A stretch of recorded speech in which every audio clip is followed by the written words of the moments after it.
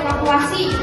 Nah, yang pertama ada jalur evakuasi ke lapangan, titik kumpulnya kita dibawa, dan juga saya akan memberitahu jika ada gempa. Yang pertama itu kita harus melindungi diri. Kalau ada meja yang besar, kita harus sembunyi di bawah meja gitu, sambil ditutup kepalanya gitu ya. Tangannya boleh dicoba seperti ini. Nah ini ya. Ya, nah jadi ibaratnya kita bukan pegang gini ya. Nah jadi ibaratnya kalau ada runtuhan tidak kena kepala gitu ya. Lalu yang kedua, jika akan teteh ada di rumah, pastikan listrik kompor atau api yang sedang digunakan di rumah itu dimatikan, kayak saklar listrik, kayak misalkan gas LPG, misalnya mengatakan memasak gitu ya.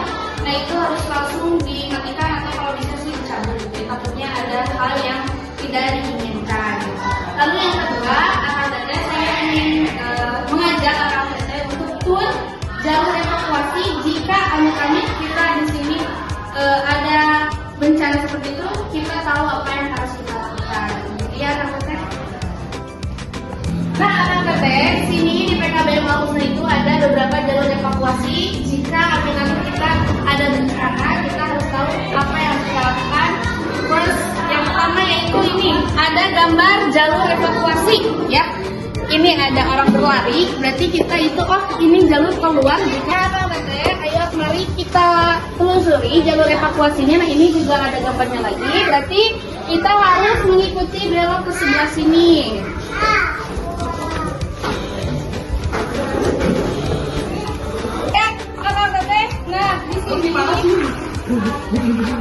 Nah di sini, di sini ada tulisan titik kumpul evakuasi. Nah, kalau misalkan udah di titik kumpul evakuasi, akang teteh jongkok dulu untuk menangani traumanya. Aduh, ada guncangan gitu ya. Nah, ini kepalanya juga harus dicek gitu ya. Badan kita harus dicek gitu, takutnya kena runtuhan. Nah, jika udah kena, berdiri, lalu lihat di sekeliling kita aman atau tidak, baru boleh menyesuaikan lagi. Boleh berdiri ya? Oke, anak-anak hari ini